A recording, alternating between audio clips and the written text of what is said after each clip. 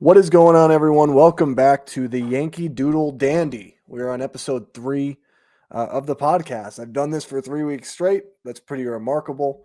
Here we are. The offseason for the New York Yankees is it's been boring. It's been absolutely boring.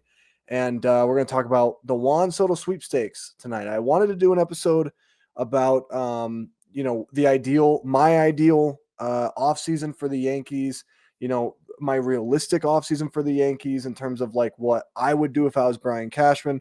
But we got to talk about the Juan Soto Sweepstakes because it's on the front of everyone's mouths. It's on the front of everyone's tongues. And it's the thing that really is kind of determining the entire offseason for the New York Yankees and the other teams involved. Juan Soto is not just the Yankees' top priority, but he's also the Mets' top priority, the Red Sox top priority, the Blue Jays' top priority, and possibly other teams. So we're going to talk all about it. The Yankees had their meeting with Juan Soto, and we know, well, I'll tell you what we know about that coming up soon. But before we get into the Juan Soto Sweepstakes and just talking about the possibility of re-signing Juan Soto, we're going to talk about some news. Today, it was announced Luis Gil, our very own Luis Gil. Well, Luis Gil won the Rookie of the Year for the American League. So round of applause for my man, Luis Gil. What a season. What a season for Gil. He was awesome. He was electric. He was everything you want in a big-time pitcher. Obviously, he's still working through a lot of kinks. He is 26. He is a little older than other rookies. I understand that. He's older than Juan Soto, which is hilarious.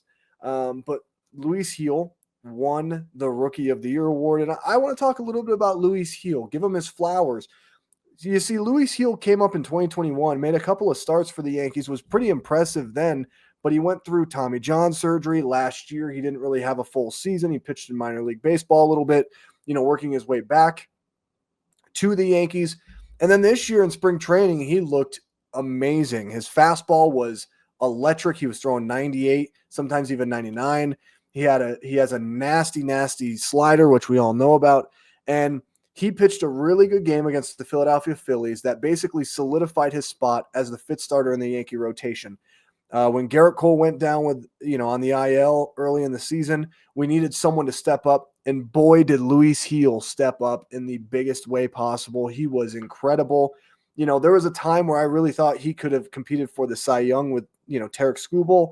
However, he started getting a little gassed early. He started walking a lot of guys. And that was the one thing about Luis Gil is his command, his lack of command a little bit could get frustrating at times when he's walking 4 or 5 batters every game. But the kid, I can't even call him a kid. The guy is absolutely electric to watch on the mound. I think Luis Gil is going to be one of the top Yankee starters going into 2025. And I really think that the ceiling is very high for this guy. I mean, the floor is already incredibly high with the potential that he has. But I think another season on top of what he just did this year in 2024, being able to showcase that next year, taking that next step forward and becoming an ace-like pitcher on the mound, I think Luis Gil is absolutely a dog. He's someone that I really believe in. He's become one of my favorite Yankee pitchers to watch. Like, I know Paul Skeens is must watch baseball when he starts. Let me get a sip of lemonade real quick.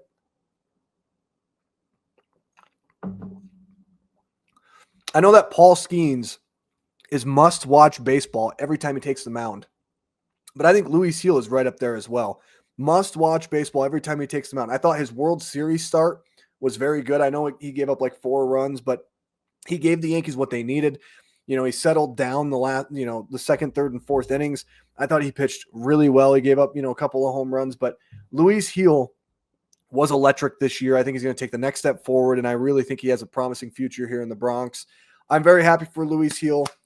Give him his flowers, give him some claps. What an incredible season he had. And I just can't wait for Luis Gil in 2025, seeing what he can do on the bump next year for the Yankees, possibly as the number 2 behind Garrett Cole.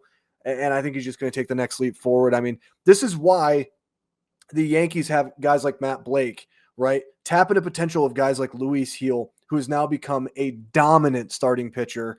And it's incredible how the Yankees, a lot of people were worried when Garrett Cole went down. I was one of them.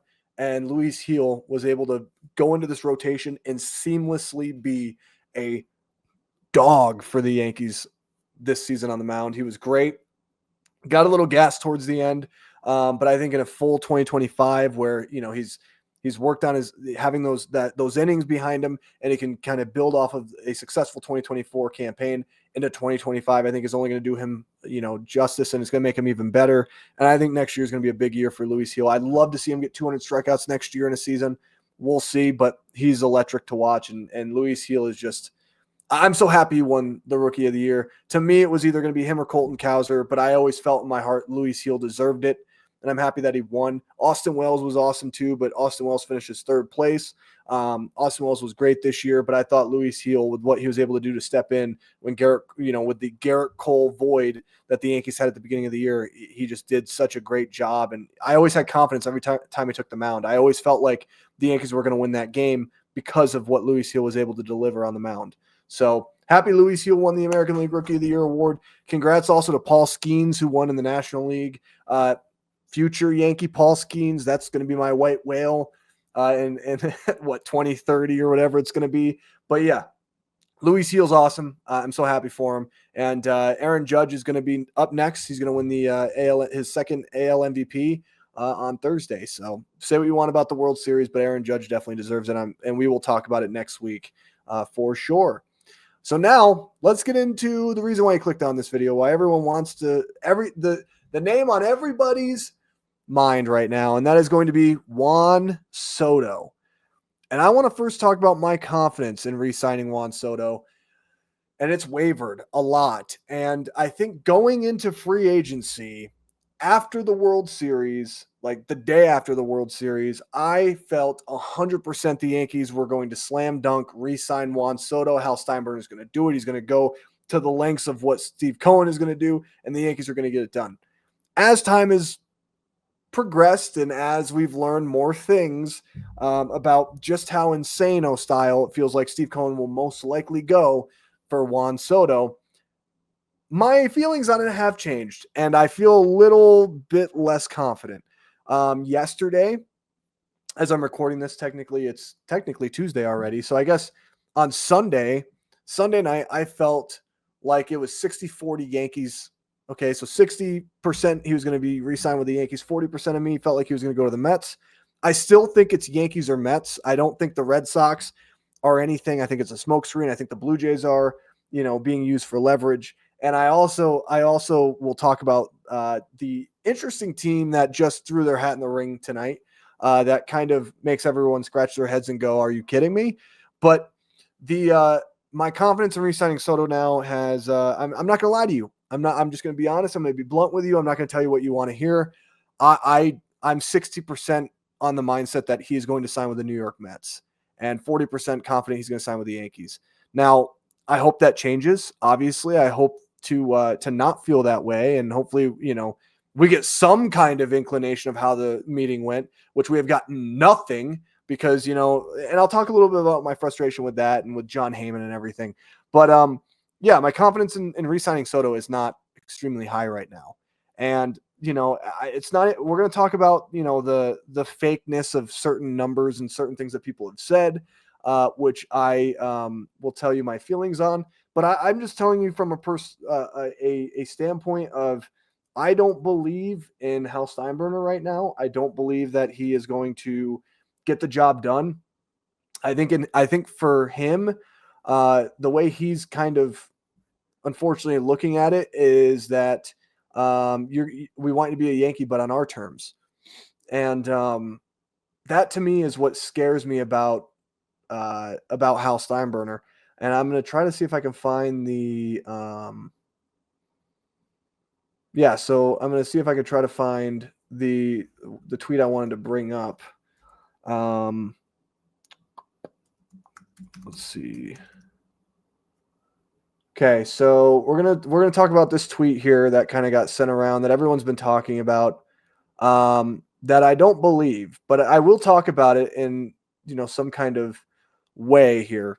But yeah, my confidence in re-signing Soto is not extremely high. And one of the reasons why is because of tweets like this, and I don't think this tweet is true, mind you, but I'll kind of tell you kind of my thought on it. So Carlos Baerga, okay, he tweeted out this. Hoy el dueño de los Mets estuvieron con Juan Soto. They met with Juan Soto. Y se está diciendo y que le ofrecieron $660 million. Is this true? With the question marks. Now, when he says, is this true? That's what makes me believe that this is not true. Someone told him, whatever source he has, that Juan Soto was offered $660 million by the New York Mets. I don't believe that number is true. I don't think that there's been any offers yet. But the thing that worries me about the Yankees is that if Steve Cohen is throwing $660 million down like that, if this was true, the Yankees aren't going to offer $660 million to Juan Soto. It's not going to happen. I would be floored if the Yankees threw down a number this high. Now, I think that the Yankees do have some things going for them in the Juan Soto Sweepstakes. And I think that the Mets have a lot going for them in the Juan Soto Sweepstakes. And that's why I always feel like it's Yankees or Mets. Now, here's the thing. I don't think that this $660 million number is true. Number one, Carlos Baerga himself literally is asking the question, is it true? So that tells you right there that he's not even confident in the number. Secondly, the person who's been kind of the number one person for the entire Juan Soto Sweepstakes, unfortunately, is super unreliable as well. And John Heyman, who said Arson Judge was headed to the Giants a couple of years ago, which we all have nightmares from that. He has said that there's been no formal offers given. So I have to believe, because John Heyman is the mouthpiece for Scott Boras, who is the agent of Juan Soto, I have to believe there is no dollar amount yet. There's no formal offers. Maybe there's under the table offers, or there's talks about maybe where the Mets are willing to go. Michael Kay got on his radio show today, and I have not liked Michael Kay for a while. I think Michael Kay has whined a lot over the years, whether it be about him complaining that SNY has a better, booth, in a national poll than the Yes Network, which I actually agree. I have listened to some SNY games. I've watched some SNY, some Mets games on SNY. Their booth is very enjoyable. And I think the problem is, a lot of it, to be honest, is kind of Michael. I'm not going to lie. Like, Michael Kay is kind of the problem. I love Yes when it's David Cohn and Paul O'Neill. And I loved Cameron Maben, and they got rid of Cameron Maben. That was really sad. But like Michael Kay, Jeff Nelson doesn't interest me a lot. John Flaherty is a snooze. I snooze every time the guy even talks. He's literally walking, talking melatonin. And so, like, there are things about the Yes Network that I don't like. But there are things about the Yes Network I do like. David Cohn, Paul O'Neill are phenomenal. And I liked when they had Cameron Maben. I even liked when they had Carlos Beltran a little bit. But this whole Yes regime of, I like Ryan Rucco. Ryan Rucco is also a really good guy. He seems like a very, very nice dude, and I actually really like him a lot. But anyway, that's beside the point. Michael Kay has been wrong in so many off seasons. Back in 2022, before the Yankees signed Carlos Rodon, Michael Kay was talking about how he was hearing this big trade the Yankees were working on, and he was really setting us up, like as if we were going to get Mike Trout or something. And it never came to fruition. He said, "Oh, I know the Yankees are after Rodon, but I've heard something big is in the works. Something big is in the works." And then nothing. Complete radio silence. And then back when Manny Machado was a free agent, he had talked about how Manny Machado wanted to be a Yankee so bad that he would have taken less money to be a New York Yankee. That was not the case. The Yankees did chase Manny, and he did not take less money to be a Yankee. So Michael Kay was wrong there. He also, I remember, when Aaron Judge was a free agent, he was talking about how Aaron Judge was going to go to the Giants. He's like, "Oh, it's a slam dunk. He's going to go to the Giants. He's going to be in San Francisco." So Michael Kay has been very much a doom and gloom kind of talking head for the Yankees for the past several off seasons. And it's been very frustrating as a listener, because I think Michael Kay, being a fan of the team in a way, is trying to set himself up to not be disappointed. And by that, he's kind of going out there and trying to make all these bold claims about different things and like the way he feels things are going to work out. Now, he said on his radio show today something interesting about how Steve Cohen is willing to give 50 plus more $1 million than the next highest offer. And To be honest, that could be true. Knowing what I know about Steve Cohen is that could be true. However, I will say there's a reason why I'm skeptical about that report from Michael Kay. And the main reason why is because Steve Cohen has $21 billion in the bank. And you want to know why I'm being skeptical about that reason alone? Have you ever met a businessman who makes a lot of good money, a lot of money like that, who makes very bad investments? I'll wait. Steve Cohen has $21 billion in the bank because he makes great investments. He's done it his whole career. He's done it his whole life. It's almost like common sense to him. It's secondhand. I'm trying to think of what the word is that I'm trying to articulate, but it's basically like second knowledge to Steve Cohen. Steve Cohen is not going to bid against himself. He has said as much. He's learned from the past with Justin Verlander and Max Scherzer in those markets when he gave them absurd amounts of money that no other team was even going to come close to. And he realized very quickly how much of a mistake that was when the Mets failed in 2023. He had to trade off Verlander. He had to trade Scherzer. He had to eat those contracts so he could literally pretty much buy prospects from the Astros and the Rangers. Okay. And it was very smart on his part. It was smart on his part. And obviously he has a lot of money to burn. So he was willing to do it. Steve Cohen has also said another important thing that I think a lot of Mets fans fail to remember. And that is the specific thing of Steve Cohen talking about how he wants players to come to the Mets, not just because of the money, but because they want to be New York Mets. And if Steve Cohen is willing to throw out an absurd amount of money for Juan Soto, granted, he's worth it. Juan Soto is a generational talent, and when are you ever going to have another Juan Soto on the free agent market? Maybe never. But the interesting thing is that when he said this, him all of a sudden now pivoting to, I'm going to throw 50 plus million more than the next highest offer, and I'm going to keep going. He just kind of looks like a hypocrite, and he looks like he's a liar in a sense. And I get that, things have changed and your team had a magical run this past season. And I'm here to tell you, Mets fans, maybe I'm going to get heat for this. Okay. It was a magic carpet ride season. Take the goggles off, take them off, look around. That Mets team this year had a magic carpet ride season. You know what the team reminded me of? The 2023 Arizona Diamondbacks when they went all the way to the World Series and lost. Where the Diamondbacks end up in 2024? Not in the playoffs. And they made good moves. They got Jock Peterson. They signed Eduardo Rodriguez. They signed Jordan Montgomery. It didn't work. So my thought is pump the brakes a little bit here. All the Mets fans who are talking about how the Mets are going to win more championships in the next 10 years than the Yankees, and they're going to be a dynasty and this and that. Hold your horses. You know how many times I've seen a good Yankee team go all the way to the ALCS and it's amounted to nothing the next season? 2017, 2019, 2022. Because the following years, the Yankees in 2018 lost in the ALDS to the Red Sox. 2020, after the run in 2019, they lost to the Tampa Bay Rays in the ALDS. Then in 2021, they went to the wild card game. They lost to the Red Sox. 2022, you get to the ALCS and they got swept. They got swept by the Houston Astros. And then in 2023, the following year, they missed the playoffs.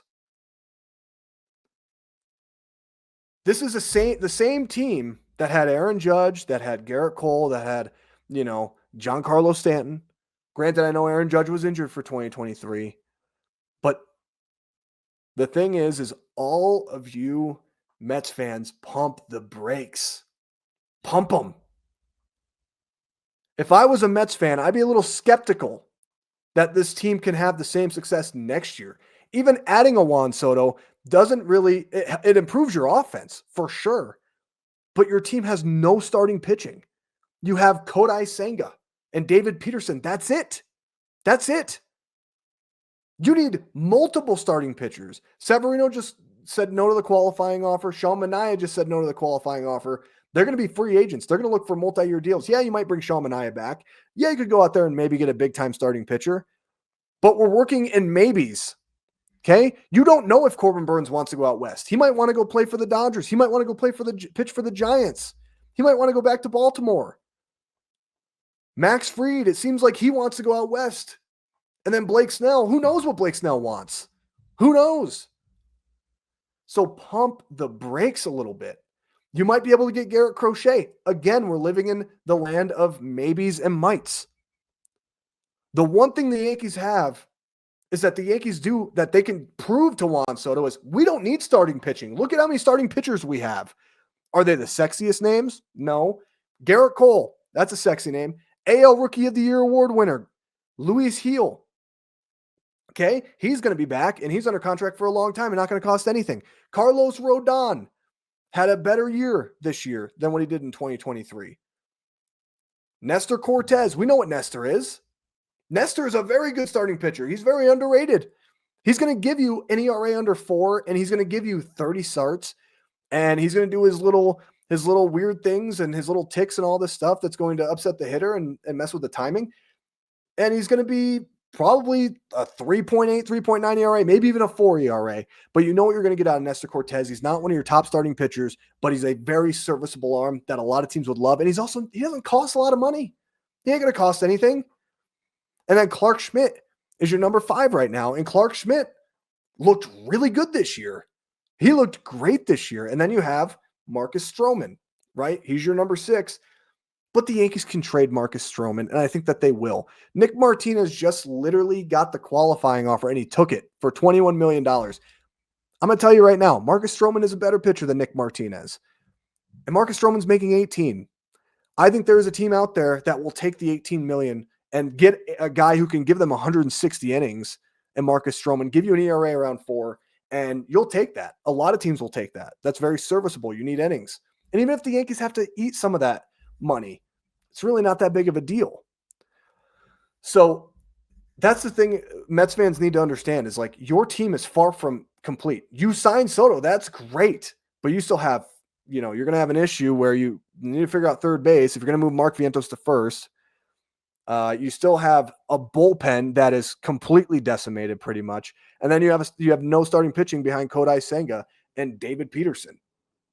Jose Butto, I guess, too. But like, how can you trust Jose Butto to go back into the rotation after what he did as a reliever? He was great out of the bullpen.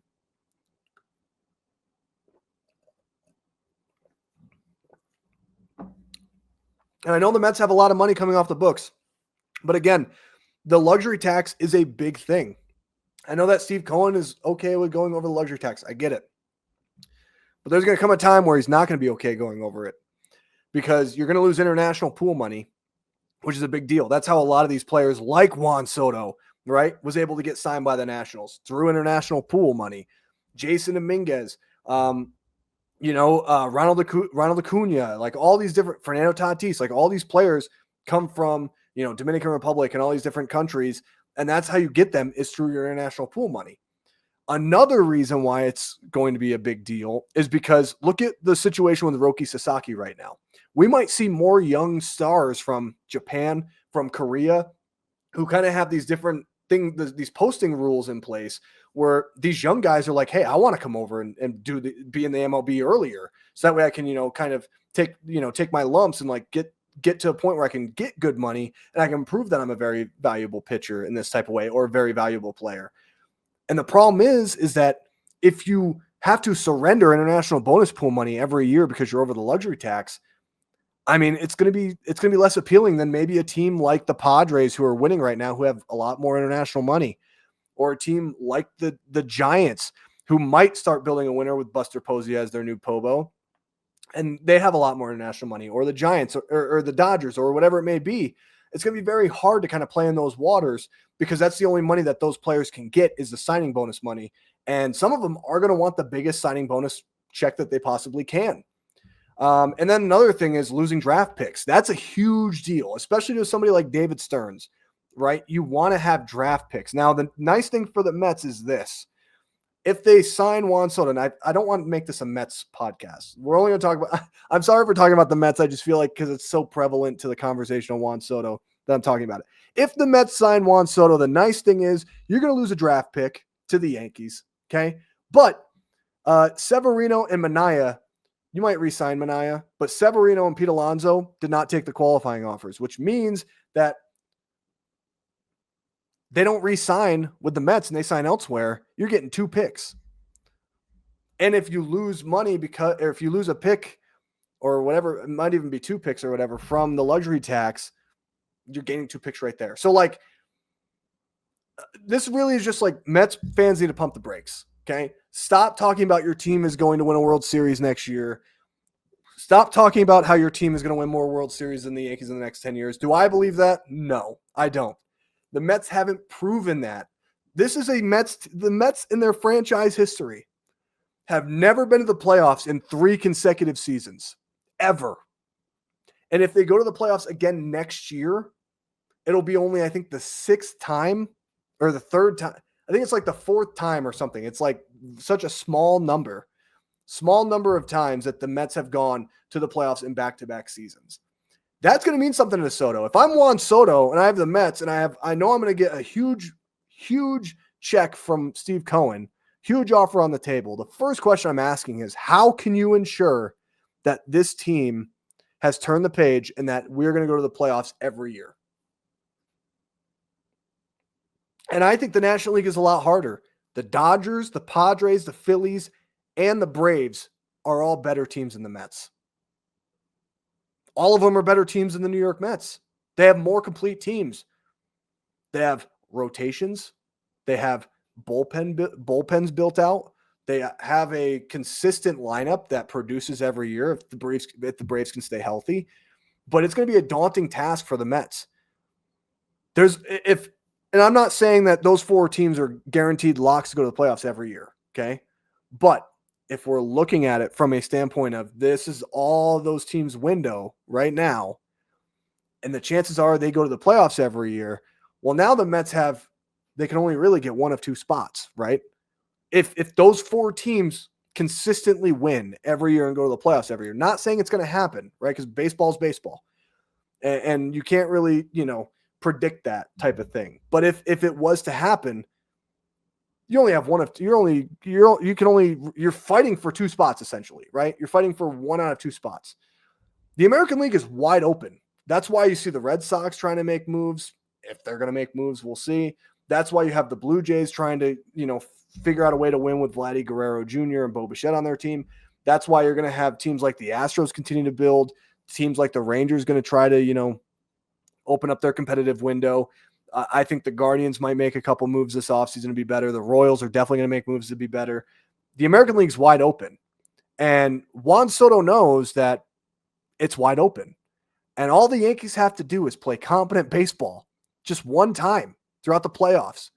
And one time, maybe they get to the World Series and they play a team that they are better than.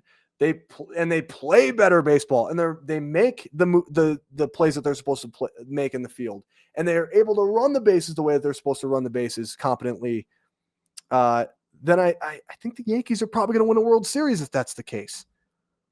I'm not guaranteeing it because you can never guarantee it, but the Yankees have a much more wide open lane to get to the playoffs and get into October where they have a chance.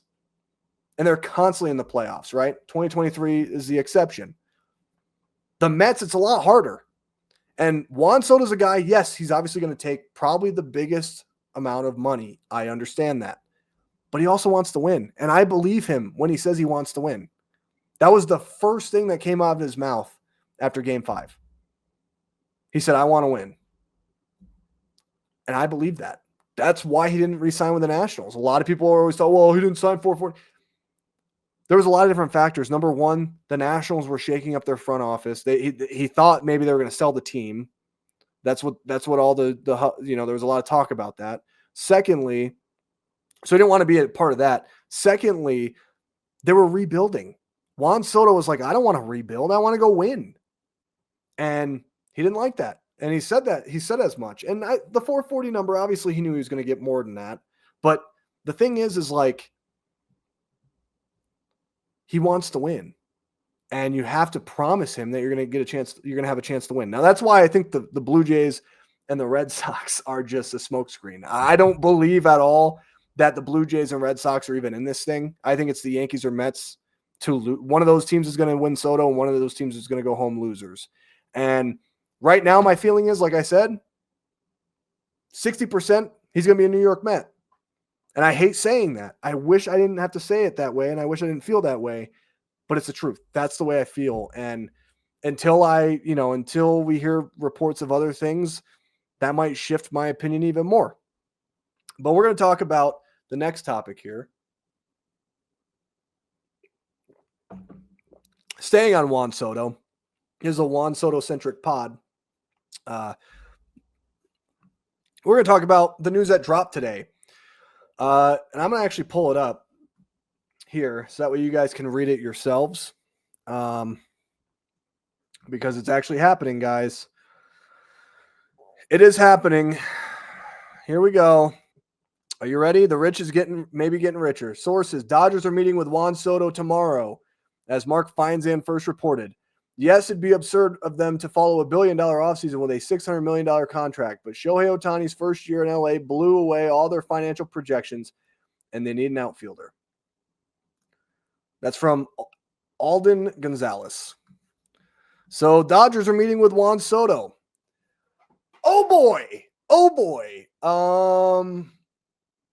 I don't feel like I need to worry about this, to be completely honest. And there's a couple reasons why. Number one, the Dodgers know that they have Teoscar Hernandez, who's willing and hoping to come back to the Dodgers. You know he's open. He's right there open with arms. He has arms wide open. Okay. So they have a fallback option, and it's a pretty damn good fallback option. And if they don't want Teoscar Hernandez back, you have Anthony Santander right there for the taking, who would be incredible in that Dodgers lineup, by the way.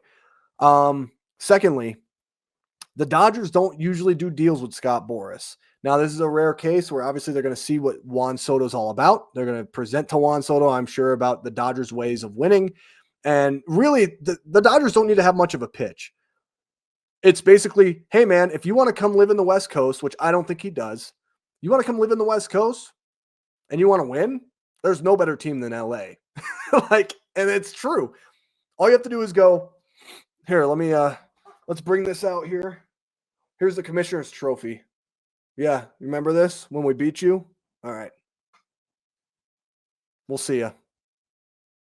It might be a 2-minute meeting. It might be, here's the Commissioner's Trophy. Here you go. It might be a clip of where Juan Soto was asked, which person would you like to be teammates with? And he said straight up, Shohei Ohtani.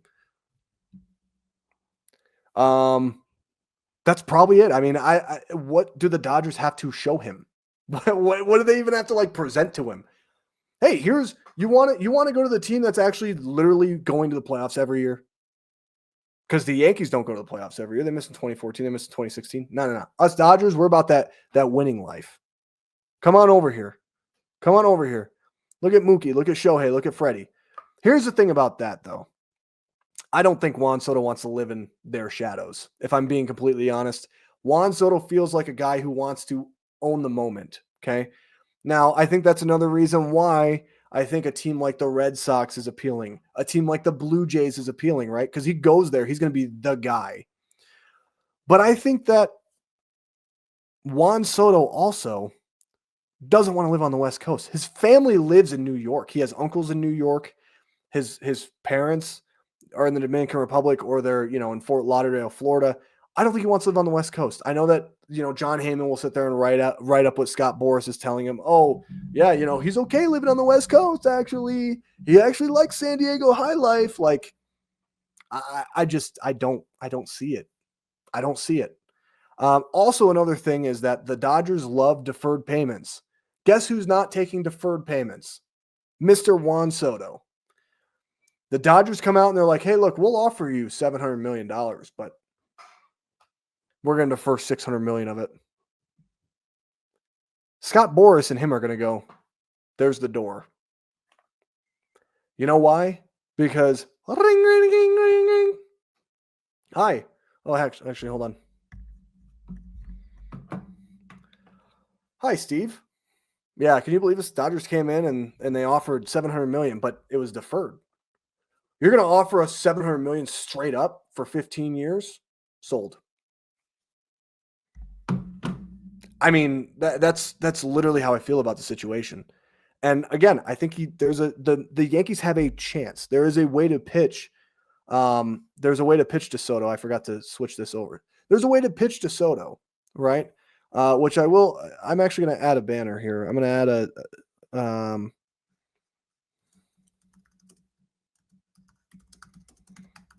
okay. Hold on. So yeah, I think that the Dodgers entering the sweepstakes. I don't think we should really be worried about it. I think they're doing their due diligence. I think that's it's just a way for Boris to get another player in to up the Yankees and Mets offers. I think another thing that's very interesting is still feel in my heart that the Yankees are the perceived favorite. I don't know if in my heart they're the favorite right now. Like I said, I feel confident. I feel more confident he's going to be a Met than a Yankee, and it sucks, and I don't want to feel that way. But I think the reason why the Yankees are the perceived favorite, not just because he just was from, he was just playing with the Yankees this past season, but if you look at the teams that have gotten meetings with Soto or that we've heard are planning on having meetings with Soto, you have the Blue Jays and Red Sox, direct division rivals with the Yankees. You have the Mets, who are the crosstown rival of the Yankees, and then you have the Dodgers, who just beat us in the World Series. And you could probably say that the Dodgers are kind of like what the Yankees used to be, right? So they're kind of a rival in that type of way. They're the other rival big market team, the other big brand team, right? It's Yankees and Dodgers. Those are like the two biggest brands in baseball. If the Mets were perceived as the favorites, where are the Phillies? Now, granted, maybe he gets a meeting with the Phillies, right? There's talks maybe, the Phillies will have a meeting. Where are the Nationals? They have all this money burning in their pocket. They used to have Soto. Like, maybe with this young core, they'd be able to convince him to come back. And I think that Soto would actually be interested in going back to the Nationals. That bridge is not burned. Where are these teams that are rivals of the Mets in their division? There aren't any. And so it leads me to believe that the Yankees are still the perceived favorites in all of this. And that maybe, just maybe, the Yankees might be the last ones to actually have a chance to counter any offer that's given, or maybe be able to match. And maybe I'm living in delusional land, but it just feels that way to me because usually the way that free agency works, especially with Scott Boras, is that the team that is the favored to possibly, get the player or retain the player, there's usually going to be players out, in direct competition with that team. The Mets are the crosstown rival, but they don't impact the Yankees other than the fact that they're the crosstown rival, right? They're not in the division. They're not in the same league as the Yankees. And we only see them, like 4 times a year. Now, granted, it's going to go up to 6, but who kind of cares, right? But like usually you'd have teams like the Phillies, like the Nationals. Oh, surprise team out of nowhere. It's the Braves. Obviously, the Braves aren't going to do it, but that's the way Scott Boras is able to drum up interest from a team like the Mets to offer more money. So that's the thing that's interesting to me. I'm not trying to say that the Yankees are the perceived favorites, in my opinion, in the way that I look at things right now. But like, I think in a lot of the way that maybe Scott Boras is looking at it, maybe the Yankees are the perceived favorites. And maybe that's why we haven't heard any details of the Yankee meeting. We haven't heard if it's gone well. Now, granted, Michael Kay on his radio show said that he heard that the meeting went well, which obviously every meeting is going to go well, right? You never hear a meeting that's bad. But that's why, like, you don't see a team like the Phillies come out of nowhere. You don't see the Braves as a surprise suitor come out of nowhere. And maybe that'll change, but it's really been Blue Jays, Red Sox, two teams that are in direct, competition with the Yankees in the AL East, especially the Red Sox are the biggest rival of the Yankees. And then you have the Mets, who are the crosstown rivals, and you have the Dodgers, who just beat us in the World Series. So it's interesting to me. So yeah, here's my pitch to Soto. And this is what the Yankees this is what the Yankees should focus on. And I know that they just had their meeting, and I don't know what was said and what wasn't said. We're not going to probably know that. But here's the way I'm thinking. Steve Cohen is going to have the biggest offer. Okay? He's going to have the biggest offer. So what do you do to counteract that? It is a Scott Boras client. Okay? Money is very important. The Yankees might look at it as a situation of this. We know you, Scott. We've done business with you several times. We know that you love opt-outs. Okay? Well, we're going to give you the highest AAV of any player. We're going to give you shorter amount of years, which means less money, right, overall. But we're going to give you an opt-out early, 4 or 5 years in. That way you can opt out. And here's a smart thinking for the Yankees, okay? And this is the way that they could think about it. And they're not going to tell Soto this directly, right? They're not going to tell Scott Boras this directly. But if the Yankees said, hey, look, we're going to give you an opt-out after 4 years, okay? In 4 years, you can opt out where you'll still be, 30? You'll be 30 years old, where you could probably get a 10, 11-year deal, whatever, to the rest of your career is over. And at that point in time, you might be making way more money in that time frame, because, the dollar goes up in terms of, present day value. Contracts are going to go up for different players over the next 4 years. And, Soto setting the market now, could set the market in 5 years to be something higher and something, greater, right? Revenues are going to go up. All this stuff is going to go up. The luxury tax hit will go up, or the luxury tax penalty threshold will go up. So it's, instead of like 301, it might be like 320 or 330 at that point. Who knows? The Yankees can go, look, we're going to give you the highest AAV. We'll give you a higher AAV than the Mets. Okay. 4 years time, 4 or 5 years time, we'll give you an opt-out.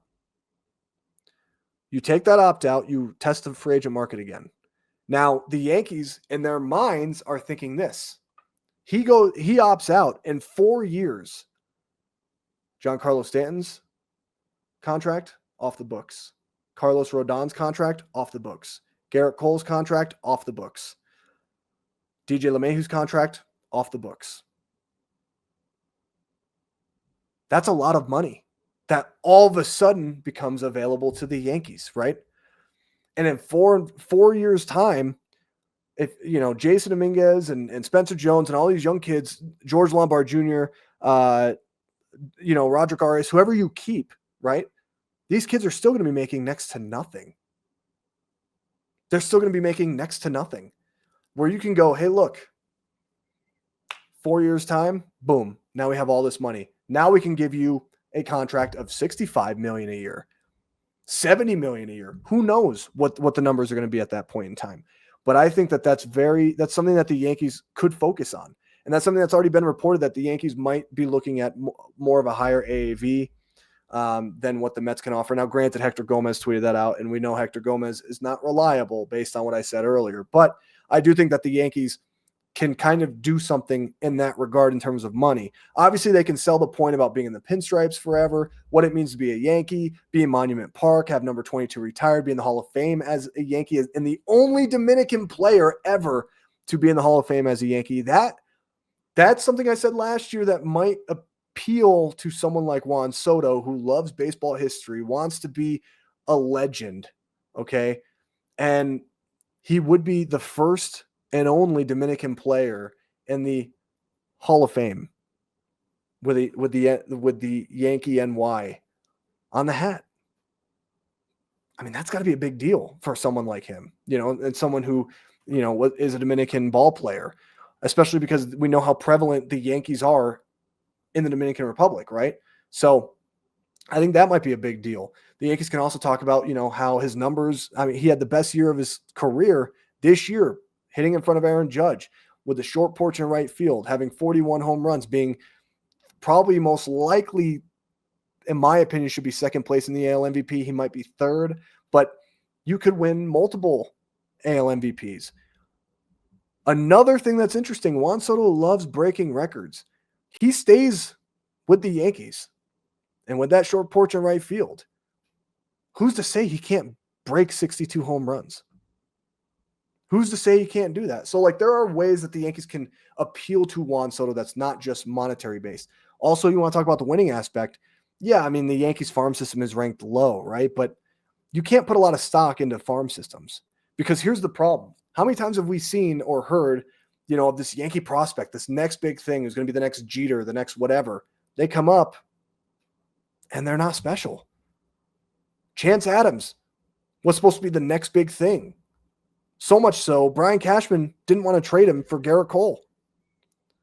He said, no, I'm not trading Chance Adams. This guy's going to be amazing. He's going to be the next Garrett Cole. Why would I need to trade him? Where's Chance Adams today? Crickets. Who knows? No one knows. Jesus Montero was supposed to be the next thing. The Yankees have had, Gary Sanchez was supposed to be a big deal. And Gary Sanchez had a couple good years. And then he had, some bad years. You can't put a lot of stock into these farm system rankings. You just can't. Jackson Holliday was the number one prospect in baseball this year. And he was bad. Because, again, it's just like winning. It's just like trying to evaluate how many games a team will win based on a piece of paper, right? It's the same thing with prospects. You can't guarantee someone's going to come up to the major league level and you're going to strike gold with them. They're going to be a superstar. It doesn't work that way. Everyone wants to crap on the Yankee, the way that the Yankees farm system has been. The Yankees farm system is not the problem. It's the way that the Yankees treat their prospects. That's the problem. You want to talk about that? I'm all ears. I'm all game because I agree. The way that they treat their prospects is wrong. The way they treated Jasson Dominguez this year, how they treated Oswald Peraza in the past, how they treated, Yorbit Bibas even by calling him up and literally just having him sit the bench. And then that's it. Davy Garcia. I mean, look at what they did with him. So it's like, if you want to complain about anything with the prospects for the Yankees, it's the way that they treat their prospects, not their farm system, right? The Yankees are able to find stuff out of, they're able to strike gold every once in a while because every team does, right? You're going to find guys who are going to be good. Now, you're not going to find guys that are generational talents like Aaron Judge. Those don't just grow on trees, but the Yankees got very lucky and very fortunate. That doesn't happen for every team. Doesn't happen to every organization. Doesn't matter how good your farm system is. It doesn't matter how good your scouts are. It doesn't matter. You just can't predict who's going to make it in this league and who's not. And I think that that's a valuable point that a lot of people fail to understand. So, like, if you want to look at the winning aspect, the Yankees are the model of winning. And I hate saying this because I hate that the Yankees celebrate this every year. But they have had a winning record for 30-plus years in a row.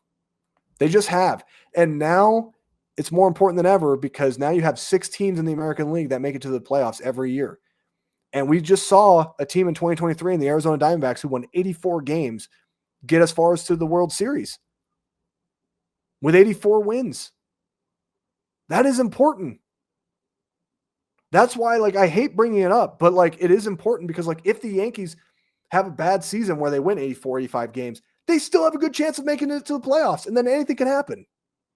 So, like, that's my thought process on it. Is like there are selling points to sell to Juan Soto that kind of sell themselves, right? And I think it's going to come down to money, obviously. I'm not naive to think it's not going to come down to money. And it just really depends on how much money is Juan Soto willing to leave off the table to be able to, if he wants to re-sign with the Yankees or he wants to go to, the Blue Jays or whatever it may be. How much is he willing to, like, sacrifice? We'll see. Because if it was as simple and easy as the highest dollar amount, what's the point of doing these presentations? What's the point of meeting him? There is no point. There is none. Because if it's all about the money, then Juan Soto would just be like, give me your offers. I don't need to speak to you. Look at my numbers speak for themselves. Look at what I just did this year. You know who I am. I'm also 26. I'll wait. There would be no reason. There'd be no reason to meet with him in person because I do believe that he wants to win. And I do believe that he knows that the money's going to be there regardless of the decision that he makes. Okay. And again, I'm not going to sit there and be comfortable saying that he's going to be willing to give up $50+ million to rejoin the Yankees. I don't believe that at all. But I think the money's going to be a lot closer than people realize. I think it's going to be a lot tighter of a decision for Juan Soto than people realize. There is no slam dunk answer any way, shape, or form. And any fan who sits there and tries to tell you that Juan Soto's for sure going to their team, they're blowing smoke up their own ass. And I'm not trying to call out all the Mets fans, but the amount of stuff I see from Mets fans and Yankee fans across the board is ridiculous. How can you feel confident? We don't know anything. We don't know what the guy wants. To the point where we thought there was only 4 teams in this race, and now the Dodgers are getting a meeting. Maybe the Giants get a meeting. Maybe the Phillies get a meeting. The Rays might even get a meeting. So clearly it's not just about who can provide me the biggest bag, but I also want to see what they can present to me. Tell me why I should invest my next, the rest of my career to your team. He doesn't want to go to a place where he's going to be miserable. And I know that Michael Kay has said this, and I vehemently deny this because it's just such a laughably stupid thing that Michael Kay said. On his radio show, he tried telling everybody that if the White Sox offered him the most money, he's going to the White Sox. Bullshit, Michael, and you know that's a fucking lie. You know it's a lie. I don't mean to curse, but when I get pissed off like that, I curse. Okay? People saying that the Mets are a losing organization, they're not a losing organization. Okay? They have a good owner who wants to win. They have a good president of baseball operations in David Stearns. But my question would be, how do you know that this, we are going to make the playoffs every year when, historically your franchise has not? Granted, there's a new era for the Mets, right? It was a magic carpet ride of a season last year. Doesn't mean anything for 2025, in my opinion. They got to go out there and they got to show it, right? So to me, it's the whole notion that he would go to the White Sox. Give me a break. You know you're fucking lying, Michael. Get out of here with that bullshit. I'll call you out on that 100 times out of 100 because you know that's absolute lies. That is lies, dude. No chance in hell that would happen. Anyway, so the Blue Jays, I'm sorry, but I think you're out. I think the Blue Jays are right now the only team that's out. We're going to get to our last topic here. And we're going to be really brief on this. I don't really want to go too deep down this rabbit hole because we, this is all speculation. But I will say that the speculation was brought by someone who I actually do believe in a sense, and I'll kind of get to that in a second here once I can find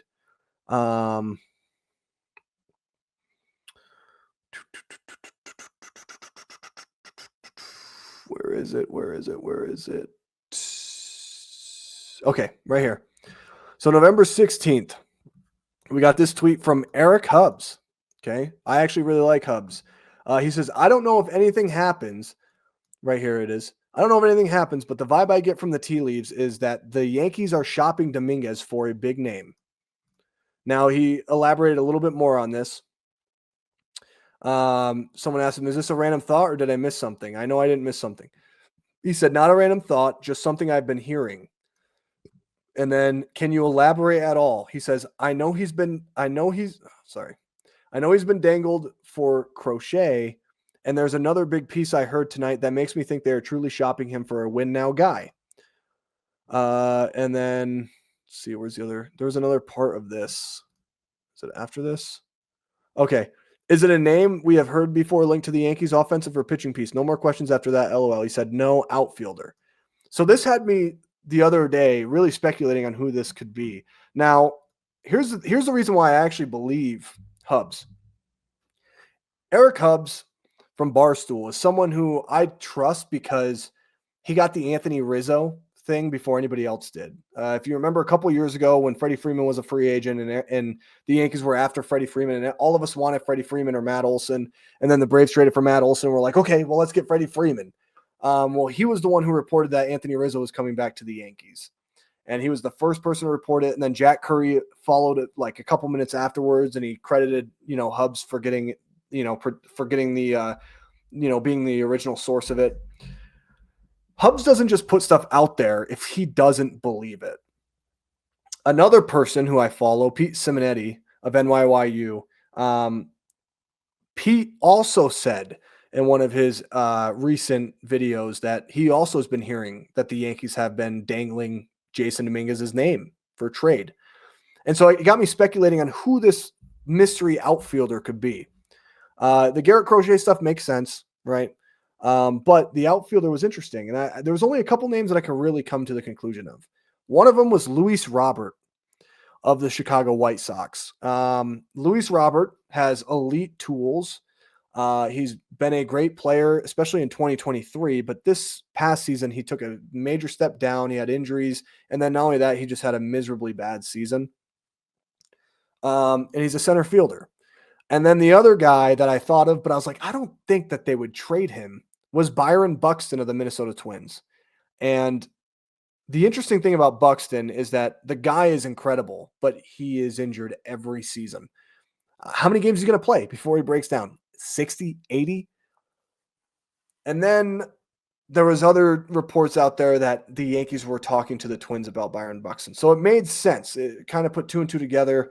Byron Buxton kind of seemed like the guy. Another guy maybe is Lars Nootbaar of the Cardinals, who would make a lot of sense.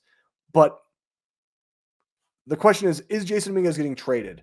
We don't know.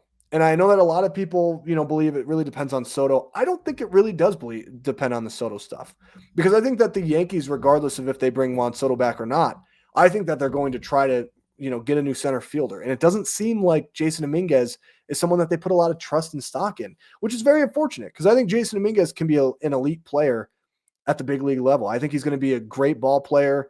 I think he's going to be an all-star player. I think he's going to be, just everything that you hope he's going to be. And I think the Yankees just don't trust him for whatever reason. I mean, they'd rather play Alex Verdugo over Jasson Dominguez. And they'd rather keep Spencer Jones, who I think Spencer Jones, my opinion, that's the guy you trade. I don't love Spencer Jones. I don't love the idea of Spencer Jones, but the Yankees are hyping him up as if he's the next Aaron Judge that hits from the left side, which again, that's what the Yankees do all the time, right? They hype up their guys and compare them to, guys who they have, it's not fair to compare them to certain players, because that expectation is going to live with them forever, and then they're not ever going to be able to live up to it. So to me, the Jasson Dominguez stuff right now, it's a wait and see kind of thing. I believe Hubs. I believe that, that is what he's hearing. And I think that it would make sense for the Yankees to trade Jasson Dominguez, because if they're not going to play him, trade him to a place where he actually will have value. Trade him to a place where, he is going to get an everyday opportunity. And the Yankees, one of the things that drives me insane, and like I talked about earlier, is that they have done a horrible job of treating their prospects with value, giving their guys value. And that's why there's no trade value for a lot of these guys after a while. Everson Pereira has like no trade value, right?